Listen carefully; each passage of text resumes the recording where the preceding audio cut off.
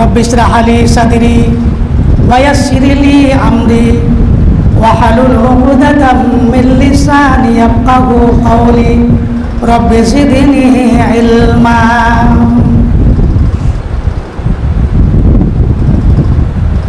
ত্যাগের দুনিয়াকে এরা ভোগের বানিয়েছে, দিনকে উঠায় লাটে, ইবলিসের দলে সব নাম লিখিয়েছে, ইমান বেচিয়া হাটে।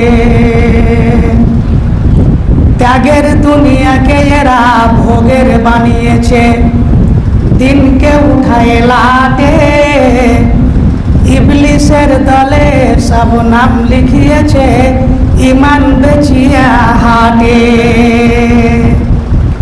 মগজে মানুষের ক্যান্সার হলে কাজ হয় না তো কোনো আজে, কাজ হয় না তো কোনো আজে। সম্মানিত হাজিরিনে জুমা, প্রশংসা একমাত্র মহান রব্বুল আলামিনের, যে মহান আল্লাহ আমাদেরকে সৃষ্টি করে সব কিছু সুব্যবস্থা আমাদের জন্য করে দিয়েছেন। সেই মহান আল্লাহ রব্বুল আলামিনের অসংখ্য প্রশংসা, বলি আলহামদুলিল্লাহ। অতঃপর বিশ্বনবী রাহমাতুল লিল আলামিন, সাইয়্যিদুল আউয়ালিন ওয়াল আখিরিন, আহমদ মুজতবা মোহাম্মদ মুস্তাফা সাল্লাল্লাহু আলাইহি ওয়াসাল্লামের উপর কোটি কোটি দুরূদ সালাম বর্ষিত হোক। আল্লাহুম্মা সাল্লি আলাইহি, আল্লাহুম্মা বারিক আলাইহি। আজকের জুমার খুতবায় বক্তব্য বিষয় হবে মানুষকে আল্লাহ তার চলাফেরা এবং পৃথিবীতে সব কিছু ব্যবস্থাপনার মধ্যে আল্লাহর যে বিধান আছে, সেই বিধানকে মেনে চলতে মানুষ বাধ্য। শরীয়তি বিধান একজন মুসলমানকে মানতেই হবে। সে যদি না মানে, সে যদি শরীয়তকে বুড়ো আঙ্গুল দেখায়, তাহলে শরীয়ত তার ব্যাপারে কি ব্যবস্থা নিয়েছে এবং শরীয়তের এই ব্যবস্থাপনায় যদি কেউ আবার মাথা ঢুকায়, ওখানে যদি সেটাকে অমান্য করে, তাহলে তার এবং যে অমান্য করছে তাদের বিধান একই।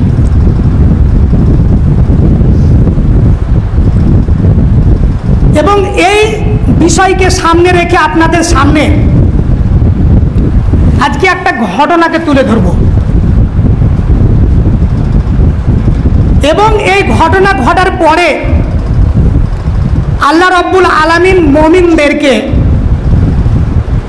স্পষ্টভাবে বললেন, তাদেরকে ঘোষণা করলেন, ইয়া আইয়ুহাল্লাযীনা আমানুত্তাকুল্লাহা ওয়া কুনু মা'আস সাদিকিন।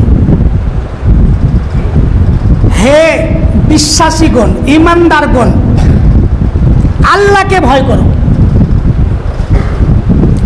আল্লাহকে ভয় করে তুমি যদি তোমার কাজ চালিয়ে যাও, তাহলে পৃথিবীতে তোমাকে কেউ আটকাতে পারবে এমন ক্ষমতা নেই। ওয়া কুনু মা'আস সাদিকিন, এবং সত্যবাদীদের সঙ্গে হও, সত্যবাদীদের সঙ্গে। আল্লাহ অন্য জায়গায় বলছেন, ইয়া আইয়ুহাল্লাযীনা আমানুত্তাকুল্লাহা ওয়া কুলু কাওলান সাদীদা। ঈমানদারগণ, আল্লাহকে বিশ্বাস করো, আল্লাহকে ভয় করো এবং সত্য কথা বলো। যদি সত্য কথা বলো আর আল্লাহকে ভয় করো তো কি হবে জানো? ইসলিহ লাকুম আমালাকুম, তুমি যা ভালো আমল করবে এই ভালোর মধ্যে যদি কিছু মন্দ হয়ে যায় তো আল্লাহ সেটাকে ঠিকঠাক করে দিবেন।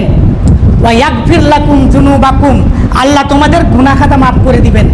ওয়া মান ইউতিল্লাহা ওয়া রাসূলাহু, যারা আল্লাহ এবং আল্লাহর রসুলের বিধানকে মানবে, ফাকাদ ফাজা ফাওজান আজিমা, এরা বড় কামিয়াব, এরা বড় সফলতা লাভ করবে, এদেরকে কেউ আটকাতে পারবে না।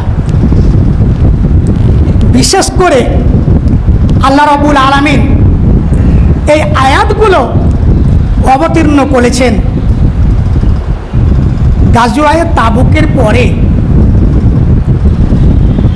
কয়েকজন মুসলমান পরীক্ষায় ফেঁসে গিয়েছিলেন, যখন আল্লাহ তাদের তোবা কবুল করলেন, তোবা কবুল করার পরে আল্লাহ বলে দিলেন যে মুমিনদের চরিত্র এমনই হবে, অতএব তোমরা মুমিন হয়ে জীবন যাপন করো।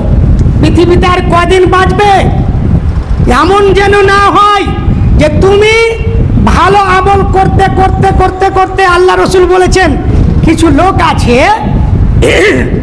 শেষের দিকে এমন কাজ করবে যে ও জাহান্নামে যাবে। একজন মানুষ ভালো কাজ করছে করতে করতে করতে করতে আর শেষ পরিণাম কি হবে? এমন একটা কাজ করলে যে ও জাহান্নামে যাবে। কিছু লোক আছে গুনার কাজ করতে করতে শেষের দিকে জান্নাতি কাজ করলো, জান্নাতে যাবে। বন্ধুরা আমার, আল্লাহ রসুলের জামানায় একটা খুব বড় যুদ্ধ হয়েছিল, সেই যুদ্ধটা বলা হচ্ছে তাবুকের যুদ্ধ। তো এই তাবুকের যুদ্ধ সম্ভবত 9 হিজরিতে হয়েছিল। তো আল্লাহ রসুল সবাইকে বললেন এই যুদ্ধে পুরো প্রস্তুতি নিয়ে যেতে হবে। অন্য অন্য যুদ্ধে আল্লাহ রসুল তাওরিয়া করলেও এই যুদ্ধে কিন্তু তাওরিয়া করেননি। তাওরিয়া মানে যাবেন ফুলকা দিয়ে, বললেন জগদীশপুর দিয়ে যাব, মানে শত্রুদেরকে ধোঁকা দেওয়া। যুদ্ধে শত্রুদেরকে ধোঁকা দেওয়া যায়। তো সবাই যুদ্ধের জন্য প্রস্তুতি নিলেন, সবাই যুদ্ধে বেরিয়ে পড়লেন। হযরত কাব বিন মালিক একজন বিখ্যাত সাহাবী, খুব দামি সাহাবী, উনি বলছেন আচ্ছা লোকজন যাচ্ছে তো যাক, আমি ওদের পরে বেরিয়ে যাব, চলে যাব। ওই সময় কাব বিন মালিকের কাছে যথেষ্ট সুব্যবস্থা ছিল যুদ্ধে যাওয়ার জন্য, কিন্তু সকালবেলা হলো না বিকেলে বেরোবো, বিকেলে হলো না সন্ধ্যায় বেরোবো, এই করতে করতে সব যোদ্ধারা বহুদূর চলে গেলেন, কাব বিন মালিকের যাওয়াই হলো না। আল্লাহ সুবহানাল্লাহি ওয়া বিহামদিহি। কাব বিন মালিক বলছেন সবাই যখন চলে গেল আমি আর যেতে পারলাম না। তো মদিনার বুকে যখন আমি বের হচ্ছি, একজন ইমানদারের ইমানের স্পিরিট দেখেন, মদিনার বুকে যখন আমি বের হচ্ছি তো মনে হচ্ছে মদিনায় শুধু দুরকম লোক বেঁচে গিয়েছিল। একরকম হলো যারা মাজুর, যারা প্রতিবন্ধী, পা নাই, হাত নাই, শরীর সুস্থ নাই, পুরো একেবারে যেতে পারে না এরা, আর না হলে মুনাফিক। এই দুই শ্রেণীর লোক ছাড়া ওই যুদ্ধে সবাই অংশগ্রহণ করেছিল। তা আমি ল্যাংলা উলাও, খোলা উলাই, অসুস্থ নয়, কিছু নয়, তাহলে আমি মুনাফিক? আমি যে যুদ্ধে যাইনি। আল্লাহ, কাব বিন মালিক মদিনার বুকে ঘুরছেন, মনের মধ্যে সব সময় যেন এমন কেমন কেমন লাগছে যে আমি কি মুনাফিক হয়ে গেলাম। যাক, আল্লাহর রসুল রাস্তায় খোঁজলেননি, একেবারে তাবুকে যাওয়ার পরে বলছেন হ্যাঁ গো কাব বিন মালিক কই?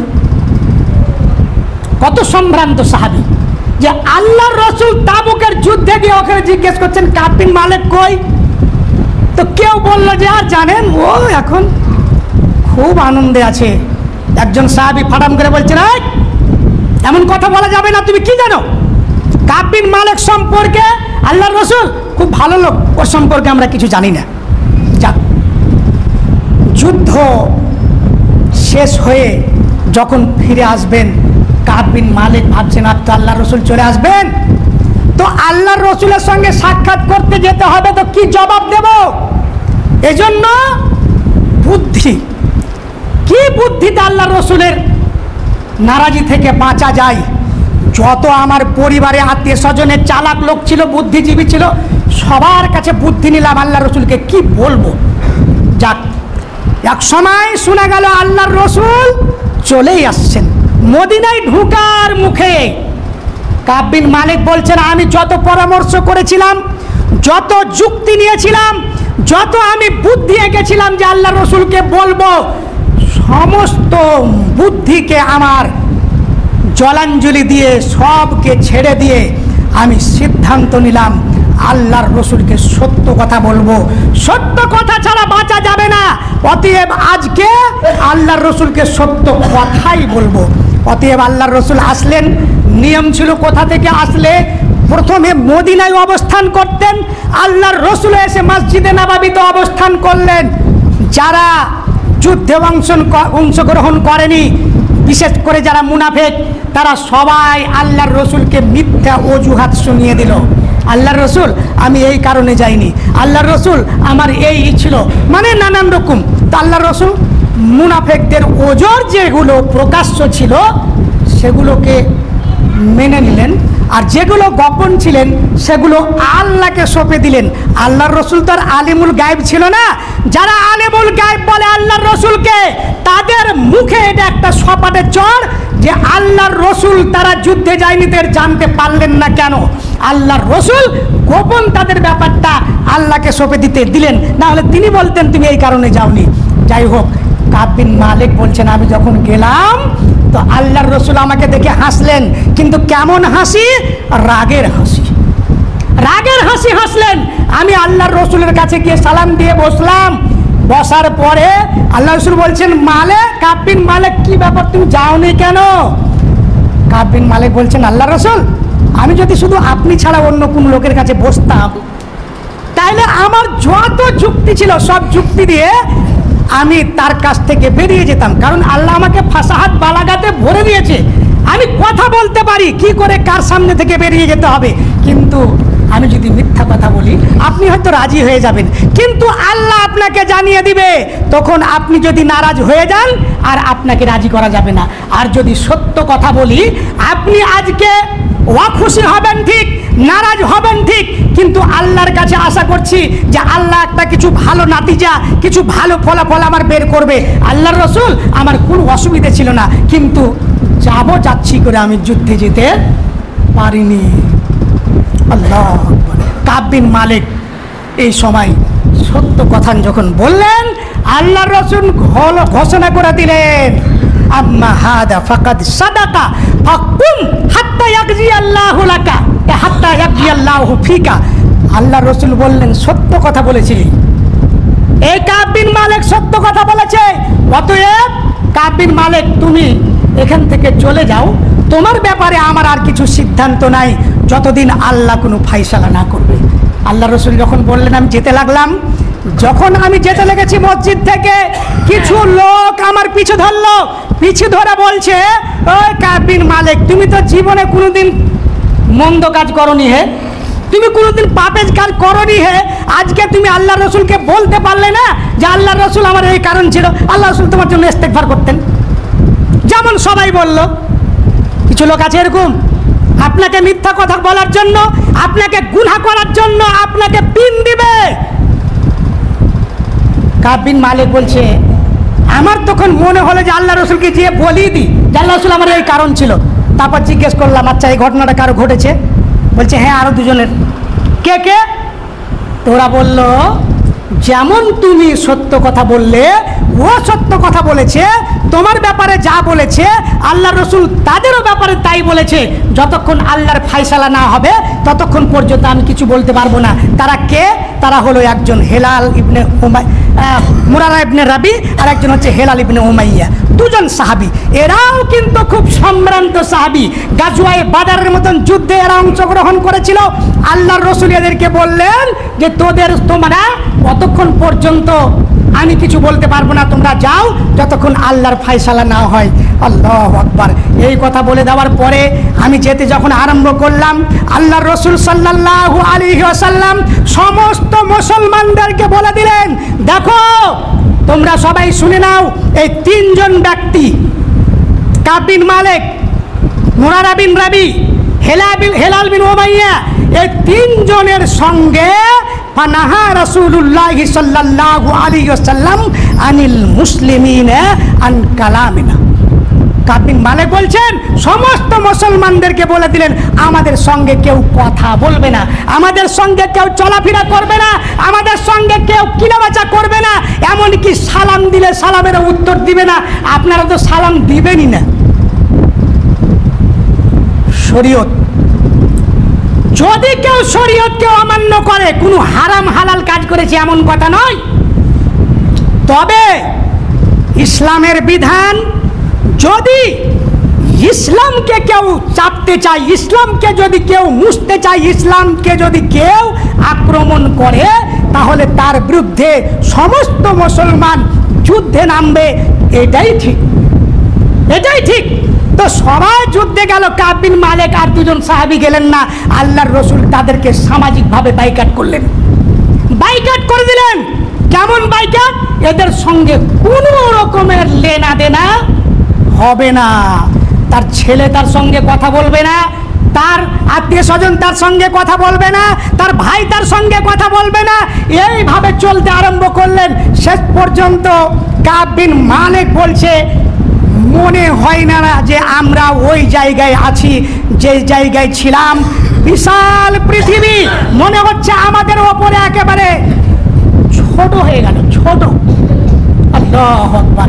আল্লাহর রাসূল আল্লাহ তাআলা তাদের সম্পর্কে বলেছেন, হাত্তা ইদা দাকাত আলাইহিমুল আরদু বিমা রাহবাত ওয়া দাকাত আলাইহিম আনফুসুহুম ওয়া যান্নু আল্লা মালজা মিনাল্লাহি ইল্লা ইলাইহি। এরা এমন সংকটে পড়লো যে বলার আর কথা নাই। তারা এমন মনে করতে লাগলো যে আমরা নিজে আর বাঁচবো কিনা, কিন্তু বাঁচি আর না বাঁচি আল্লাহ ছাড়া কারো কাছে আশ্রয় নেওয়া যাবে না। এরা কোনো মানুষের কাছে আশ্রয় নেয়নি, কারো কাছে কোনো রকমের ওয়াসিলা ধরেনি, কোনো লোককে মাধ্যম করেনি। বরঞ্চ কাব বিন মালিক বলছেন, একদিন আমার অসহ্য হয়ে গেল, আমি আর সহ্য করতে পারছি না, এত একা একা থেকে শেষ পর্যন্ত আমি গেলাম আমার এক কাকাতো ভাই আবু কাতাদার কাছে। আবু কাতাদার কাছে গিয়ে মনে করলাম দুটা মনের কথা বলে একটু মনটাকে হালকা করব। গিয়ে তাকে সালাম দিলাম, আমার সালামের উত্তর নাই। তাকে আমি বললাম, আবু কাতাদা, তোমাকে আমি আল্লাহর কসম করে বলছি, তুমি কি জানো না আমি আল্লাহ এবং আল্লাহর রসুলকে কত ভালোবাসি? প্রথমবার বললেন, কোনো জবাব নেই। দ্বিতীয়বার বললেন, ভাই তোমাকে আমি আল্লাহর কসম দিয়ে বলছি, তুমি তো জানো আমি আল্লাহর রসুলকে এবং আল্লাহকে কত ভালোবাসি। কোনো জবাব নেই। তৃতীয়বার বললেন, আল্লাহর কসম দিয়ে তোমাকে বলছি আল্লাহ এবং আল্লাহর রসুলকে আমি খুব ভালোবাসি, তুমি জানো না? তিনি বলছেন, আল্লাহু ওয়া রাসূলুহু আলাম। কোনো উত্তর নাই। বলছেন আল্লাহর রসুল বেশি জানে, আমি বলি না। এমন ঘটনা যখন ঘটল, কাব বিন মালিক বলছেন, আমি আর নিজের চোখের জল থেমে থাকতে পারি না, দুই চোখ দিয়ে অশ্রু ঝরে যায়, আর শুধু মনে মনে এই কথা বলি, কার কাছে গিয়ে আমি পরামর্শ পাবো, কার কাছে গিয়ে আমি সুপরামর্শ পাবো, কার কাছে গিয়ে একটু আশ্রয় পাবো, কিভাবে আল্লাহর নবীর কাছে গিয়ে আমি অবজেকশন জানালে, তার কাছে আমি কোনো কথা বললে আমি রেহাই পেতে পারি। এই বলে তিনি অস্থির হয়ে আবু কাতাদার কাছ থেকে চলে আসলেন বাড়ি। আল্লাহ বাড়ি এসেছেন। ইতিমধ্যে আল্লাহর নবীর একজন রাসূল মানে কাসেদ সংবাদবাহক এসে কাব বিন মালিককে বলছেন, ওগো কাব বিন মালিক, যেদিন 40 দিন হয়েছে, ওদের একদিন দুদিন 3 দিন করতে করতে 40 দিন যখন গত হয়েছে, আল্লাহর নবীর কাছ থেকে খবর আসলো কি তুমি তোমার স্ত্রীর সঙ্গেও আর থাকতে পাবে না, স্ত্রীও থাকতে পাবে না ওর কাছে, স্ত্রী থেকেও বাইকাট। কি করব? তালাক দিয়ে দেব? বলছেন না, ওকে পাঠিয়ে দাও বাবার বাড়ি।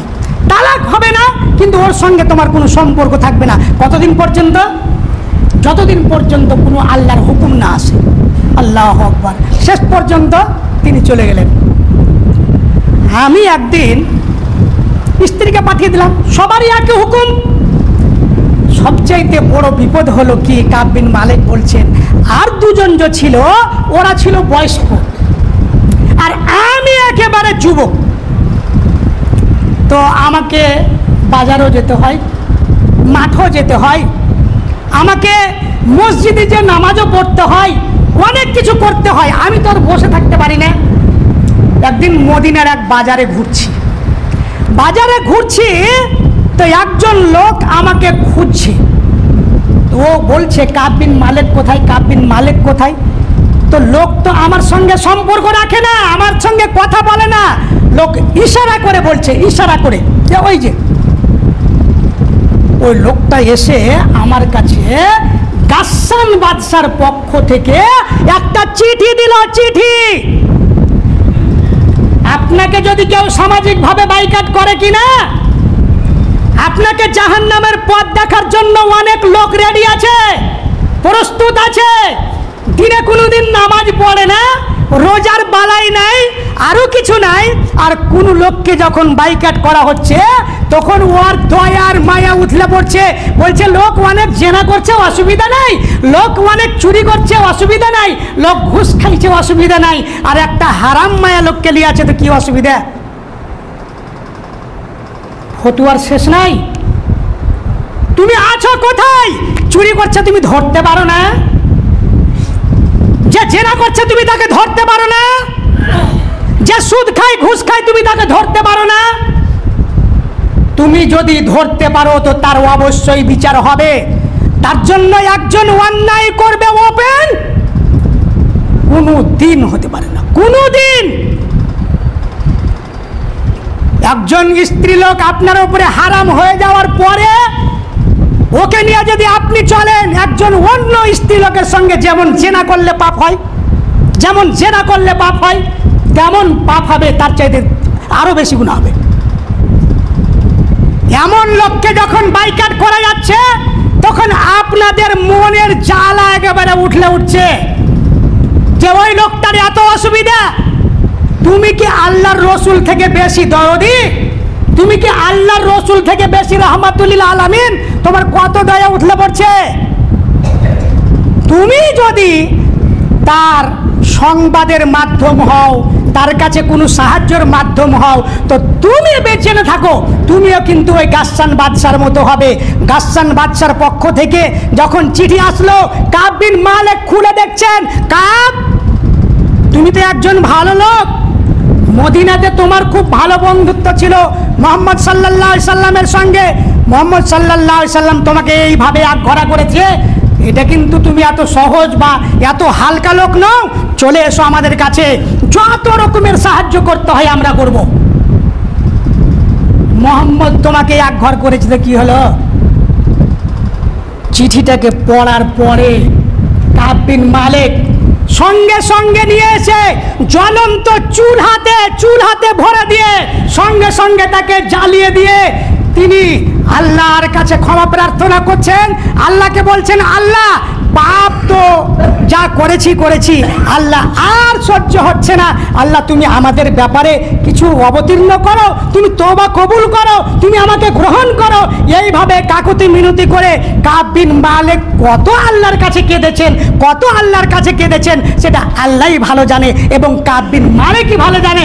শেষ পর্যন্ত 50 দিন যখন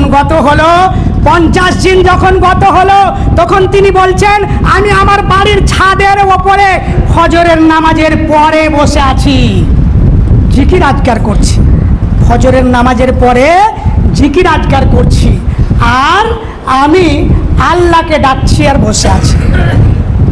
হঠাৎ আমার কানে আওয়াজ আসলো, সেলা পাহাড়ের উপর থেকে একজন লোক ডাক দিয়ে আমাকে বলছে, ইয়া কাব বিন মালিক আবশির, ইয়া কাব বিন মালিক আবসির, ইয়া কাব বিন মালিক আবসির।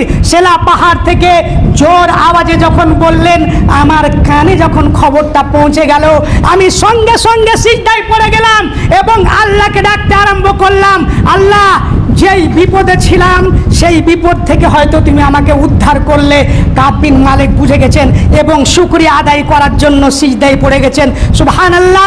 ওই কাব বিন মালিকের তওবা, ওই কাব বিন মালিকের ক্ষমা প্রার্থনা আল্লাহকে এত পছন্দ লাগলো যে আল্লাহ তাদের ব্যাপারে কোরআন মাজিদের আয়াত অবতীর্ণ করে দিলেন। কি আয়াত অবতীর্ণ করলেন? সুম্মা তাবা আলাইহিম লিয়াতুবু ইন্নাল্লাহা হুয়াত তাওয়াবুর রহিম। আল্লাহ রাব্বুল আলামিন কাব বিন মালিক, হেলাল ইবনে উমাইয়া, মুরারা বিন রাবি, এদের তিনজনের তওবা কবুল করলেন এবং আল্লাহ তওবা কবুলকারী এবং অতি দয়ালু। হযরত কাব বিন মালিক বলছেন, আমি এই সুসংবাদ পেয়ে খুব আনন্দিত, বাড়ি থেকে বার হচ্ছি। আল্লাহ রসুল সাহাবারাকে বলে দিয়েছেন, কাব বিন মালিকের তওবা কবুল হয়ে গেছে, আল্লাহ তাকে পছন্দ করে নিয়েছেন। অতএব সমস্ত লোক, যে সমস্ত লোক আমার সঙ্গে পায়ে পা চাপা গেলে কথা বলতো না, সালাম দিলে কথা বলতো না, কে আমার দিকে তাকাতো না, ওরা সবাই আমাকে সুসংবাদ দেওয়ার জন্য দৌড়িয়ে আসছে। একজন লোক খুব তেজ ঘোড়াতে চড়েছে, একেবারে দ্রুতগামী ঘোড়াতে আমার কাছে এসে যতক্ষণে বলবে তার আগে তো আমি সেলা পাহাড়ের ওই এলান বা সংবাদদাতার খবর আমি শুনে নিয়েছি। আমি আনন্দিত হয়ে আমার দুটো কাপড় ছিল, এই কাপড় দুটো ওই সংবাদদাতাকে দিয়েছি যে সর্বপ্রথম আমাকে খবর দিয়েছিল সেলা পাহাড় থেকে। আমার কাছে আর কাপড় ছিল না, পরে আমি কাপড় ধার করে পরেছিলাম, কিন্তু আনন্দে এই কাপড় দুটো আমি ওকে দিয়ে দিয়েছিলাম। আমি আল্লাহর রসুলের কাছে যেতে লাগলাম, আল্লাহর রসুলের কাছে গেলাম। আল্লাহর রসুলের কাছে যখন যাচ্ছি তো আল্লাহর রসুলের কাছে যাব তো মনে হচ্ছে সালাম দিলাম, ঢুকলাম, আল্লাহর রসুলের মুখখানা এত খুশিতে ফুটে গেছে, এত খুশিতে আনন্দিত হয়ে আছে, মনে হচ্ছে 14 তারিখের চাঁদ। এত সুন্দর আল্লাহর রসুলের মুখ লাগলো। আল্লাহর রসুল বলছেন, আবশির ইয়া কাব বিন মালিক, আবশির ইয়া কাব বিন মালিক, মুন্দু মাররা আলাইকা মুন্দু ওয়ালাদাতকা উম্মুকা। আল্লাহর রসুল বলছেন, কাব বিন মালিক, তোমার মার পেট থেকে জন্ম নেওয়ার পর থেকে এই পর্যন্ত যতদিন গেছে তার মধ্যে সবচাইতে আজকের দিনটা তোমার কাছে আনন্দের দিন, সবচাইতে আজকের দিনটা খুশির দিন, অতএব তুমি আনন্দিত হয়ে যাও।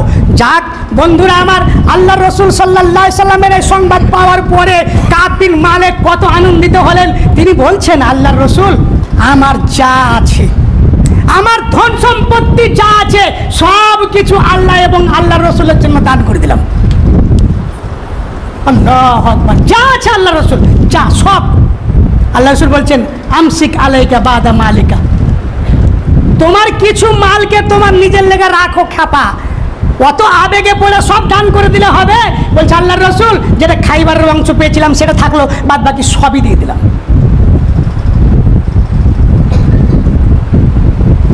দেখেন, আল্লাহর রসুলের দরবারে কাব বিন মালিকের এই তওবা কবুল হওয়ার পরে তিনি আল্লাহর রসুলের সঙ্গে ওয়াদা করলেন, আল্লাহর রসুল, ইন্নামা আনজানি বিসিদকি ওয়া ইন্না মিন তাওবাতি আল্লাহ উহাদ্দিসা ইল্লা সিদকান মা বাকিতু। আল্লাহর রসুল, আমাকে মনে হয় যতটা আল্লাহ সত্যর ব্যাপারে আজমাইশ করেছে, পরীক্ষা করেছে, এমন পরীক্ষা মনে হয় পৃথিবীতে আর কোনো মানুষকে হয়নি। অতএব আমি আপনার সঙ্গে আমি অঙ্গীকার করছি, বাইয়াত করছি, যতদিন বাঁচব জীবনে আর কোনোদিন মিথ্যা কথা বলবো না। কোনোদিন আপনার আর আমার জীবন তো মিথ্যা দিয়েই চলে, সব মিথ্যা দিয়ে চলে, কাগজপত্র তো মিথ্যা দিয়ে ভরে। আপনার ছেলে মেয়ে সবাই তো আপনার কাছ থেকে মিথ্যাই শিখে, সবাই মিথ্যা। আপনি তো মিথ্যুক, তো আপনার সব মিথ্যা শিখবে না তো কি? আপনি বিচারে যান, যে অভিযুক্ত সেও মিথ্যা কথা বলছে, যে বাদী সেও মিথ্যা কথা বলছে, বিবাদী মিথ্যা, সবাই মিথ্যা। বিচারকও মিথ্যুক, যত বিচারক সবই মিথ্যুক। আল্লাহ রসুল সাল্লাল্লাহু আলাইহি সাল্লামের এই বাইকাটের হাদিসটা বলে আপনাদেরকে এই কথাটা বলতে চাইছি। আল্লাহর রসুল বলছেন, লা তা'মুরুন্না বিল মা'রুফ ওয়া লা তানহাউন্না আনিল মুনকারি। পৃথিবীর মানুষ ভালো করে কান খুলে শুনে নাও, তোমরা অবশ্যই অবশ্যই মানুষকে ভালো কাজের উপদেশ দেবে, ভালো কাজের দিকে ডাকবে, ওয়ালা তানহাউন্না আনিল মুনকারি, আর মানুষকে মন্দ কাজে বাধা দিবে। মন্দ কাজে যদি বাধা না দাও আর ভালো কাজের দিকে যদি মানুষকে আহ্বান না করো, আউলা ইউসিকান্নাল্লাহু আইয়াবাতা আলাইকুম আদাবান, তাহলে কি হবে? ভালো কাজ যদি না করো আর মন্দ কাজে যদি বাধা না দাও, আল্লাহ তোমাদের উপরে এমন অতি সত্তর আযাব নিয়ে আসবে, বিপদ নিয়ে আসবে, যে বিপদ আসার পরে তোমরা আল্লাহর কাছে দোয়া করবে। মুসলমানের মুমিনের শেষ অস্ত্র হলো দোয়া। আপনার কাছে টাকা নাই, পয়সা নাই, ব্যবস্থা নাই, কিছু নাই, তখন আল্লাহর কাছে আপনি দোয়া করবেন, আল্লাহ গো আমার এই সাহায্য করো, এই দাও, এই মুক্তি দাও। কিন্তু আল্লাহর নবী বলছেন ওয়ালা ইউস্তাজাবু লাকুম, তখন তোমাদের দোয়া কবুল করা হবে না, তোমাদের দোয়া কবুল করে হবে না যদি মানুষকে মন্দ কাজে বাধা না দাও আর মানুষকে যদি ভালো কাজে না ডাকো। অতএব সমস্ত লোককে আমি বলি, সমস্ত লোককে ভালো কাজ করেন, মানুষকে ভালো কাজের দিকে ডাকেন, আর অন্যায়তে বাধা দিবেন। শুধু নাজমুদ্দিন একাই বাধা দিবে, শুধু এই গ্রামের মুলবি সাহেব বাধা দিবে, শুধু মুলবি সাহেব বাধা কেন দিবে? আল্লাহ তো বলছেন কুনতুম খাইরা উম্মাতিন উখরিজাত লিন্নাস, তোমরা সবাই, মুলবিরাকে বলেছে কি তোমরা সবাই ভালো উম্মত। কেন? তা'মুরুনা বিল মারুফ ওয়া তানহাউনা আনিল মুনকার, মানুষকে ভালো কাজের আদেশ দিবে আর মন্দ কাজে বাধা দিবে, তাহলে তোমরা উত্তম। অনেক কথা এই ব্যাপারে বলার আছে, মোটা কথা আপনাদেরকে বলে দিই। আল্লাহ রসুল বলছেন তোমাদের মধ্যে যদি কোনো একটা লোক অন্যায় করে, তোমাদের মধ্যে যদি কোনো একটা লোক শরীয়ত বিরোধী কাজ করে, আর তোমরা সবাই মিলে ওটাকে বন্ধ করতে পারবে, বন্ধ করতে সবাই, কোনো একজন লোক করছে, দুজন লোক করছে, তোমরা সবাই বন্ধ করতে পারবে। বন্ধ যদি না করো, বন্ধ যদি না করো তো কি হবে? তো আল্লাহ রসুল সাল্লাল্লাহু আলাইহি সাল্লাম বলছেন ইল্লা আসাবাহুমুল্লাহু মিনহু আযাবান ইয়া বিইকাবিন কাবলা আইয়ামুতু, মরার আগে এরা বিপদে, আযাবে, গজবে ফাঁসবেই ফাঁসবে। অতএব আমাদেরকে সুরক্ষিত রাখার জন্য, আল্লাহর হেফাজতে রাখার জন্য আমরা সবাই একমতে একসঙ্গে মিলে অন্যায় আমরা বাধা দিব, তার সঙ্গে থাকবো ইনশাআল্লাহ। আল্লাহ আমাদের তৌফিক দান করুক। আল্লাহ তুমি আমাদেরকে ভালো কাজ করার তৌফিক দান করো, ভালো কাজের দিকে মানুষকে ডাকার তৌফিক দান করো, অন্যায় কাজে বাধা দেওয়ার তৌফিক দান করো। আকুলু কাওলি হাদা ওয়াস্তাগফিরুল্লাহু লি ওয়া লাকুম ওয়া লিসাইরিল মুমিনিন। আল্লাহুম্মা সাল্লি আলা মুহাম্মাদ ওয়া আলা আলি মুহাম্মাদ কামা সাল্লাইতা আলা ইব্রাহিম ওয়া আলা আলি ইব্রাহিম ইন্নাকা হামিদুম মাজিদ। আল্লাহুম্মা বারিক আলা মুহাম্মাদ ওয়া আলা আলি মুহাম্মাদ কামা বারাকতা আলা ইব্রাহিম ওয়া আলা আলি ইব্রাহিম ইন্নাকা হামিদুম মাজিদ। ওয়ালহামদুলিল্লাহি রাব্বিল আলামিন। আসসালামু আলাইকুম ওয়া রাহমাতুল্লাহ।